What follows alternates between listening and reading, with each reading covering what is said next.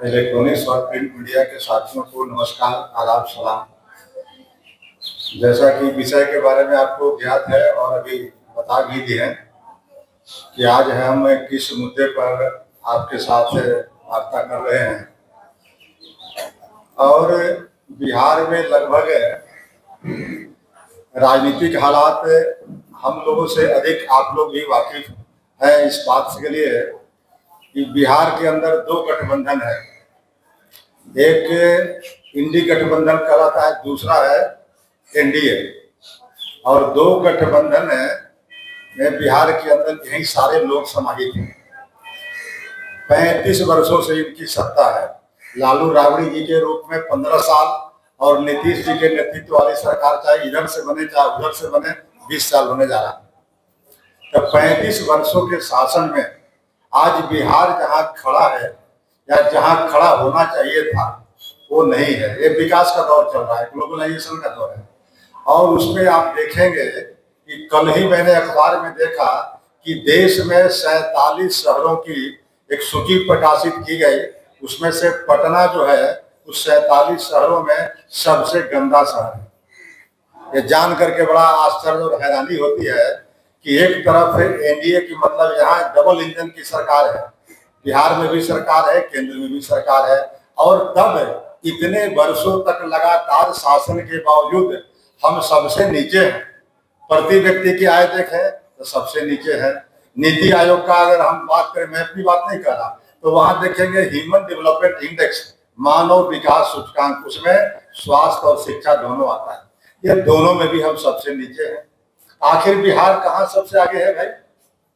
बिहार आगे है भ्रष्टाचार में, बिहार आगे है पलायन में, बिहार आगे है ये पुल पुलिया और जो देख रहे हैं बिल्डिंग बनाने में जहाँ एस्टिमेट घोटाला होता है। इसी का परिणाम है। जिस तरह से 1857 में जो विद्रोह आपने देखा था उसके दो कारण थे। एक कारण थे तत्कालिक कारण और दूसरे कारण थे पहले से जमा होते होते होते जो कारण था वो कारण। तो यही स्थिति बिहार के अंदर अभी हो रही है। ये दो घटना का मैं जिक्र करना चाहूंगा, उससे आपकी बातें स्पष्ट हो जाएगी। एक घटना है नालंदा जिले की, वो हिलसा जो अनुमंडल है उसमें मलावा गांव है, वहां से टेम्पू पर 9 लोग तीर्थयात्री सवार होकर के गंगा स्नान से लौट रहे थे और एक बहुत बड़ा हाईवा और ट्रक ने धक्का मारा है और 9 लोगों की वहां स्पॉट पर मृत्यु हो गई। ये ठीक है, दुर्घटना होती है, लेकिन दुर्घटना के बाद जो लोगों में आक्रोश है उसको कहीं ना कहीं ये चीज बताता है कि लोग बदलाव चाहते हैं। अब वहां पर उस घटना के बाद वहां के जो स्थानीय जिला के मंत्री हैं श्रवण कुमार जी, लगातार कई वर्षों से मंत्री हैं, और वहां के स्थानीय विधायक हिलसा के, ये दोनों को जिस तरह से लोगों ने, ये कोई प्रायोजित नहीं थी, ये भीड़ ने, आम जनता ने, किसी पार्टी का झंडा बैनर या कार्यकर्ता नहीं थे, लेकिन आम जनता ने जिस तरह से इन लोगों को खदेड़ खदेड़ करके मारने की दौड़ा है, उससे लगता है कि ये लोग मंत्री और विधायक नहीं, लगता है कि किसी का ये दुर्दांत पेशेवर अपराधी हो। इस तरह से लोग टूट पड़े वहां के लोग। तो यह दर्शाता है कि कहीं न कहीं लोगों में आक्रोश है। दूसरी घटना का मैं जिक्र कर रहा हूं पटना की। आप जानते हैं कि विगत 15 अगस्त को जब एक तरफ राष्ट्र जो है स्वाधीनता संग्राम का जश्न मना रहा था और वहीं पर गणेश साहू जी अति पिछड़े वर्ग के व्यक्ति, गरीब व्यक्ति, निर्धन व्यक्ति, वो समस्तीपुर के रहने वाले 10-12 वर्षों से पटना में इंद्रपुरी में रोड नंबर 12 में किराए के मकान में रह रहे थे और एक स्कूल प्रबंधन ने उनके बच्चे और बच्चियों को बुलाया और बुलाने के बाद वो बच्ची और बच्चा लौट करके नहीं आया। 4 बजे के बाद वो महिला जाती है तो स्कूल के कैंपस के बगल में एक गाड़ी में दोनों का लाश है और वहाँ एक संदिग्ध व्यक्ति है जो मास्क पहने हुए था। तो जब ये लोग रोने गाने लगा तो उसको मौका देख के फरार हो गया। और उसके बाद जब 8 दिन बीत गए, 8 दिनों के बाद भी कोई पुलिस अनुसंधान नहीं की, न स्कूल प्रबंधन को, और उल्टे कहे कि ये दम घुटने से सफोकेशन से मृत्यु हो गई है। लेकिन बच्चा पर जो जख्म का निशान था वो आज भी कैमरा बता रहा है और फोटो आप लोग भी देखे होंगे। दूसरे तरफ बच्ची के गर्दन पर जो निशान था वो भी देख सकते हैं। यानी मुझे कहना था कि पुलिस अगर सजग होती तो कम से कम उस दिशा में अनुसंधान करती, तब जो पीड़िता है उसको विश्वास होता और साथ साथ जो पीड़िता के अगल बगल में जो मोहल्ले के वासी है, नागरिक है, उन लोगों को विश्वास होता। लेकिन कोई कार्रवाई नहीं हुई। तब कार्रवाई के बाद क्या इन लोगों ने किया?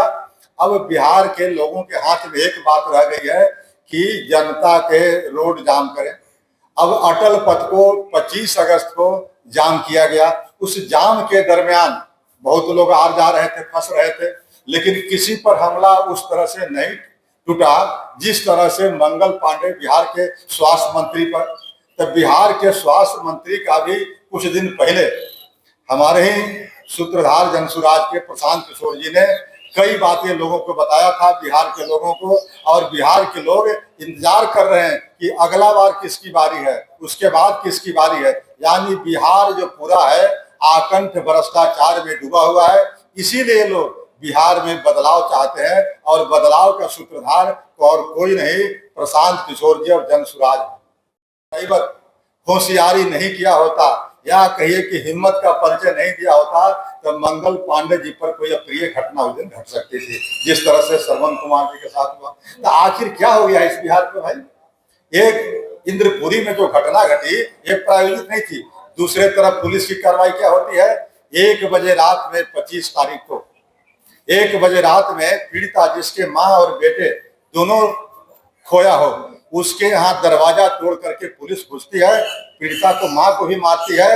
जहाँ एक भी लेडी कांस्टेबल नहीं है, जबकि सुप्रीम कोर्ट का रूलिंग है, आप लोग भी सभी जानते होंगे कि कितना भी दुर्दांत अपराधी हो 10 बजे रात्रि के बाद उसको आप गिरफ्तार नहीं कर सकते हैं घर के अंदर दरवाजा खुलवा करके। लेकिन ये कौन लोग थे? 100 घरों में दरवाजा खिड़की तोड़ करके उसको उठाया गया और गिरफ्तार करके कल जेल भेजा गया।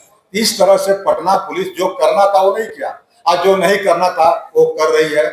इस तरह के जो अराजकता हो गई है, उस अराजकता के लिए ये 20 वर्षों की शासन और 15 वर्षों की शासन जिम्मेवार है और दूसरा कोई जिम्मेवार नहीं है। इसीलिए मैं कहना चाहता हूं कि बिहार के अब लगभग 2/3 से ज्यादा लोग मन बना लिए हैं कि बिहार में बदलाव जरूरी है।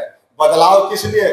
बदलाव विकास के लिए। यहाँ जो भ्रष्टाचार का आलम है, जो देख रहे हैं कि पलायन बदस्तूर जारी है, जो देख रहे हैं कि शिक्षा व्यवस्था चौपट हो गई, खाली कमीशन में गलत एस्टिमेट करके पुल पुलिया रोड बिल्डिंग बनाए जा रहे हैं, लेकिन बिल्डिंग में सुविधा नहीं है। हॉस्पिटल का बिल्डिंग बन गई, स्कूल के बिल्डिंग बन गए, लेकिन स्कूल में टीचर कैसे, गुणवत्तापूर्ण शिक्षा नहीं है, वहाँ इलाज नहीं है। आप जाके देखिए यहाँ पर बिहार के अंदर जिस हॉस्पिटल में जाएंगे, पीएमसीएच की ही बात छोड़ दीजिए, एनएमसीएच में जाएंगे आपको बेड नहीं मिलता है। वहां पर इतने अधिक मरीज हो रहे हैं। क्यों मरीज हो रहे हैं भाई? यहाँ एडल्ट्रेशन है, मिलावट है। खाने की जितने वस्तुएं आपको दुकान में दिख रहे हैं, सरकार एकदम बिल्कुल लापरवाह है, कुछ नहीं देख पा रही है कि आखिर भाई ये किसका काम है। मिठाई में क्या चीज मिलाया जा रहा है, तेल में क्या चीज मिलाया जा रहा है, चावल और खाने के हम जो है उसमें क्या मिलावट हो रही है, कोई सरकार को दिलचस्पी इसमें नहीं है। इसलिए मुझे संक्षेप में कहना यह है कि आज बिहार में, जिसे मैंने कहा कि 1857 की जो क्रांति हो गई थी, उसके तत्कालीन कारण तो थे कि मंगल पांडे जी को वो जो आरोप लगाया गया था कि कारतूस में मुंह से उन्होंने किया था, जो शुगर के चर्बी और गाय के चर्बी होते थे, वो कारण था। लेकिन पहले के कारण क्या था?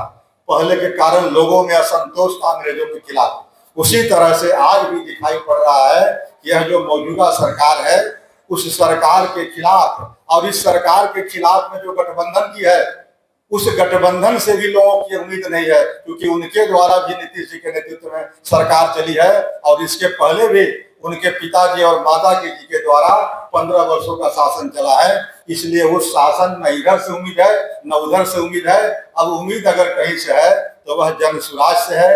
इसलिए जनसुराज की तरफ बहुत लोग जो है बिहार के और जनता जो है वो टकटकी नजरों से देख रही है। और हम लोग भी लगातार प्रयास कर रहे हैं, आह्वान कर रहे हैं। प्रशांत जी तो एक मिशन मोड में उतर गए हैं, लगता है कि उनके सामने कोई दूसरा विकल्प ही नहीं है। एकदम समझिए कि महाभारत के जो ये थे क्या नाम था उनका, महाभारत के एक पात्र थे, अभिमन्यु की तरह वो चक्रव्यूह में आ गए हैं। वो चाहे चक्रव्यूह जीत करके निकले या उसमें मारे जाए, इसकी चिंता उनको नहीं है। लेकिन बिहार के बदलने का जो उन्होंने संकल्प लिया है, उसके लिए अपना सब कुछ न्यौछावर कर दिया है। इतने दिनों में जितना उन्होंने अनुभव प्राप्त किया है, जितना मेहनत बन सकता है, जितना संसाधन अपने से इकट्ठा करवा सकते हैं, वो सब कुछ दांव पर लगा करके प्रशांत जी ने अपने मिट्टी का कर्ज चुकाने के लिए आज एकदम संकल्पित है। इस बिहार में पैदा लिए थे, आप किसी शाहपुर में पैदा लिए थे इसी बिहार में, उनके पिताजी डॉक्टर थे, इसलिए उन्होंने इस बिहार के मिट्टी का कर्ज को चुकाने के लिए सब कुछ तैयार झोंक दिया उन्होंने। अब आप लोगों से भी मैं अपेक्षा करता हूं कि जो बिहार बदलने का संकल्प है जन सुराज का, उसको आप लोग साकार कीजिए, ताकि बहुत जल्दी से जल्दी बिहार में वो माहौल बने कि जो बिहार के लोग नवंबर में, अक्टूबर में, ये छठ और दीपावली में अक्टूबर में आएंगे, उनको लौटना नहीं पड़े। अगर हम लोग की नवंबर में व्यवस्था बन गई तो वे बिहार में रह करके बिहार कैसे विकसित हो सकता है, इसको देखने का काम करेंगे। इन्हीं रामबली चंद्रवंशी जी ने बहुत डिटेल में बता दी, और जो प्रश्न आप लोग करना चाहेंगे उसमें भी उसका उत्तर दिया जाएगा। लेकिन एक बड़ी इंपॉर्टेंट चीज वो ये है कि 15 अगस्त की जो घटना हुई जिसके बारे में रामबली जी ने बताया, देखिए पुलिस प्रशासन अगर किसी को बचाना चाहती है तभी केस के नतीजे पे नहीं पहुंच रही है। ये क्या कारण है, किसको बचाना चाहती है, ये एक बहुत बड़ा सवाल है। क्योंकि जब पटना जैसे शहर में 2 बच्चों का मर्डर हो जाता है, आपकी प्रशासन पुलिस क्या कर रही है, सीसीटीवी कैमरा से आप क्यों इंफॉर्मेशन ले रहे हैं, या किसको बचाने के लिए इतना? अदरवाइज पुलिस अगर चाहे, सब लोग जानते हैं, पुलिस अगर चाहे तो ऐसे केसेस को फौरन रिजॉल्व कर सकती है, जो अपराधी है उसको पकड़ सकती है, वो अपराधी यही होगा। लेकिन किसके दबाव में ये प्रशासन ये काम कर रहा है, ये इसका जवाब प्रशासन को देना पड़ेगा। और ये सरकार, जैसा कि रामबली जी ने बताया, कि इतना ज्यादा आक्रोश है लोगों के अंदर। अगर यहाँ इस प्रदेश का लोग मंत्री को दौड़ा रहा है, भगा रहा है, ये बहुत अच्छी बात बोली कि वहां पर हजारों लाखों लोग गाड़ियों में 3 किलोमीटर तक गाड़ी खड़ी थी, किसी की गाड़ी को क्षति पहुंचाने की किसी ने कोशिश नहीं की, किसी के साथ अपत्र भाषा या गलत लैंग्वेज का इस्तेमाल नहीं किया गया। क्या वजह थी कि पूरी जनता मंगल पांडे को दौड़ा के पर अटैक किया है। तो ये जितनी चीजें हैं, जो आक्रोश है, वो ये बताता है कि जनता बिल्कुल असंतुष्ट है इस सरकार से, कम से कम इसकी कार्यशैली से बिल्कुल असंतुष्ट है। और इसका प्रभाव आपको सामने आने वाले इलेक्शन में पड़ेगा। और जन स्वराज पार्टी जो व्यवस्था, इसी व्यवस्था परिवर्तन की बात हम लोग कर रहे हैं, जो ये व्यवस्था है लाठी तंत्र की, इसी व्यवस्था को बदलने की जो बात हम लोग कर रहे हैं, इसके लिए जनता हमें वोट देगी। और आगे वाले दिनों में जन स्वराज पार्टी इन तमाम मुद्दों को ठीक कर देगी। मैं समझता हूँ सोनाली के पास भी कुछ चीजें हैं, वो अपने संक्षिप्त में आपको बता दें, फिर क्वेश्चन आंसर लेंगे सेट करने के लिए। लेकिन इसके अलावा जो कुछ चीजें जो मैं यहाँ बताना चाहती हूँ कि अगर जनता इस ढंग से आक्रोश अपने चुने हुए नेता के प्रति दिखा सकती है, तो ये साफ साफ बताता है कि आज की बिहार की जनता जाग चुकी है, वो अंधभक्ति से आगे बढ़ चुकी है और वो अपने अधिकार की बात कर रही है। और आज ये जो भी घटनाएं घट रही है, ये बहुत बड़ा एक कह सकते हैं संकेत है बिहार की जनता के बारे में। बिहार की जनता एक जागरूक जनता है और आपके अब फेस वैल्यू पे कोई भी वोट या कोई भी नेता को नहीं चुने जा रहे। जिस ढंग से मंगल पांडे की बात हो रही है, यहाँ पे आप साफ साफ देखिए, क्योंकि जिस ढंग से इतने दिनों बाद भी अगर पोस्टमार्टम की रिपोर्ट अभी तक सामने नहीं आई है, इसमें पूरा का पूरा रोल हेल्थ डिपार्टमेंट का है। और जो उस बात अवैध सर रहमान सर ने कही कि सरकार इसको दबाने की कोशिश कर रही है, इस बात से बिल्कुल यहाँ पे स्पष्ट है। क्योंकि किसी भी इस प्रक्रिया में 2 से 3 दिन मैक्सिमम टाइम होता है जो इस चीज को उजागर करने में लगता है। तो यहाँ पे साफ साफ सरकार की नीयत साफ आ रही है कि वो इस चीज को दबाना चाहते हैं और इस मुद्दे को पुराना करना चाहते हैं। उसी तौर तरीके पर अगर आप देखें, एक्सीडेंट अभी जो 3 साल हुआ, 9 लोगों ने अपनी जान गंवाई, उसका तो दोष पूरा का पूरा सरकार पे ही जाता है, क्योंकि जब सरकार अपनी पीठ थपथपाती पाती है और कहती है कि पर डे हमने इतने किलोमीटर रोड्स बनाए, लेकिन उस रोड का क्या फायदा अगर वो रोड सेफ ही नहीं है। तो आपका अगर एडमिनिस्ट्रेशन रोड की सेफ्टी प्रोवाइड नहीं कर सकता है, आपकी पुलिस, आपके ट्रैफिक का पूरा जो तंत्र है सिर्फ सीट बेल्ट और हेलमेट के चालान काटने का रहता है, लेकिन जो बड़े बड़े व्हीकल्स जिसपे ओवरलोडिंग होती है, जो अनियंत्रित तरीके से चलते हैं, उन पे कोई कार्रवाई नहीं होती। बिहार में अनेकों ब्लैक स्पॉट्स हैं जहाँ पे एक्सीडेंटल सेंटर को माना जाता है। बस वहां पे सरकार ने क्या काम किया है, उन्होंने वहां पे बोर्ड लगा दिया है, लेकिन उसका सोल्यूशन कैसे निकालना है उस पर आज तक सरकार ने काम नहीं किया है। तो ये बस आपने दिखाया कि हमारा बजट इतना था तो हमने इतने बजट यूटिलाइज कर दिया और हमने ये सारी कामें कर दी, पर ग्राउंड पे कितना काम दिख रहा है ये हर दिन की घटनाएं आपकी सरकार की कामयाबी को बताता है, आपकी सेंट्रल गवर्नमेंट की रिपोर्ट्स आपकी कामयाबी को बताता है। और जिस ढंग से जनता आपको आक्रोश दिखा रही है और आपसे ऊब चुकी है, वो इस बात का प्रमाण है कि सरकार किसी भी डिपार्टमेंट में या किसी भी क्षेत्र में काम वो नहीं कर रही जो उनसे अपेक्षित है। तो ये सरकार की पूरी नाकामयाबी है। एक तो हमने इसकी बात की कि वो एक क्राइम को बढ़ावा दे रहा है, बड़े बड़े मुद्दों को दबाने की कोशिश कर रहा है। दूसरा, जो उनके अधिकार क्षेत्र में काम करना है उस पर भी वो काम नहीं कर रहे, जो कि अनेक डेटा हर एक जो स्कीम्स का जो आपका इवैल्यूएशन रिपोर्ट होता है वो बताता है, और हर दिन जो न्यूज में ऐसी छिटपुट घटनाएं सामने आती है वो भी सरकार के काम को बताता है। तो यहाँ पे यही कहना है कि सरकार पूरी तरीके से अब काम नहीं कर रही है, उनका फोकस किसी भी माध्यम से जनता को लुभाने का प्रयास करते हैं, जो कि जनता अब जाग चुकी है। जनता अब सिर्फ आपके लिए मतदाता नहीं है, वो एक निर्णायक जनता बन चुकी है। वो निश्चय करेगी और जो जनता निश्चय करेगी वही होगा। और उसका एक छोटा सा आपने एक चित्र अभी की घटनाओं में देखा है, और ये आगे अगर सरकार अपनी नीयत को नहीं सुधारती है तो ऐसी कई घटनाएं मिलेंगी। और यहाँ ये भी बात मेंशन करना जरूरी है कि सिर्फ मंगल पांडे और श्रवण कुमार जी की बात नहीं है, चाहे मुख्यमंत्री क्यों ना हो, उनपे भी ऐसे कई लोगों ने उनका धावा बोला है, जो कि आपने क्लास में देखा होगा 2015-16 में कई बार ऐसी बात हुआ है कि कारवां को या फिर उनके कैरेवन को जनता ने अटैक किया है क्योंकि उन्होंने वो काम नहीं किया जो कि उनसे अपेक्षित था। तो चाहे आप सीएम हो, चाहे आप एमएलए हो, चाहे मंत्री हो, आप जनता के सवालों का जवाब आपको देना पड़ेगा, क्योंकि आप उनके लिए जवाबदेही आपकी बनती है। अचल पंथ और हिंदू का जो घटना था उस पर यह आरोप लगाया गया कि वार्ड पार्षद के साथ मिलकर 2500 रुपया दिया गया जो जुटाने के लिए पुलिस उठा के ले गई। भाई मेरे, पुलिस से ये अनुसंधान करने में पुलिस कर ली कि किसने पैसा दिया और कौन आए, लेकिन पुलिस का काम था जो पीड़िता थी, जिसके 7 साल की बच्ची और 5 साल के बच्चा जो जिसने खोया, उसको पता लगाने का पुलिस का काम नहीं था कि क्यों मारा गया, किसने मारा। ये कितना दर्दनाक है, मानवता को शर्मसार करती है। और बिहार पुलिस या ये पटना पुलिस है, वो ये पता लगाने में अपनी सारी ताकत लगा रही है कि कौन कहां से, या तो अपना बचने के लिए इस तरह के साजिश रच रही है।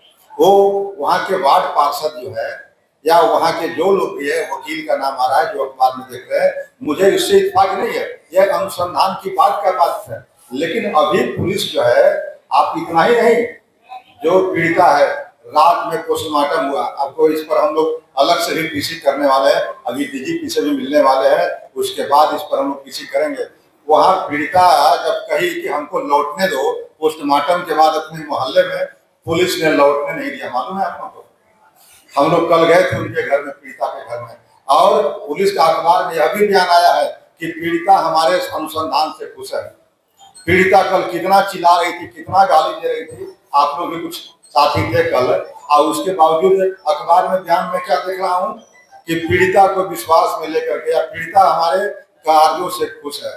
या इस तरह की पुलिस की गलत बयानी हो रही है अपने पर्दा उठाने के लिए। आखिर पैसे के लालच में पुलिस उस टर्न कर रही है दूसरे तरफ। आखिर उस दोनों बच्चों का क्या कसूर था, कैसे मरे? पुलिस को यह काम था पहले अनुसंधान करना, तो वो अनुसंधान करने के बदले जो 8 दिन के बाद जाम हुआ, कोई कार्रवाई नहीं हुई, तब न जाम हुआ। अगर कोई कार्रवाई उस दिशा में होती तो पुलिस को आज प्रेस कॉन्फ्रेंस करना चाहिए था, ये हम लोग संज्ञान में लेते, नहीं पुलिस ने इतना काम किया उतना। वो तो पीड़िता को घर लौटने नहीं दिया, लेके चला गया, पुल पार करवा करके एम्बुलेंस पर, और समस्तीपुर छोड़ा कि समस्तीपुर का रहने वाला है, वहां जा।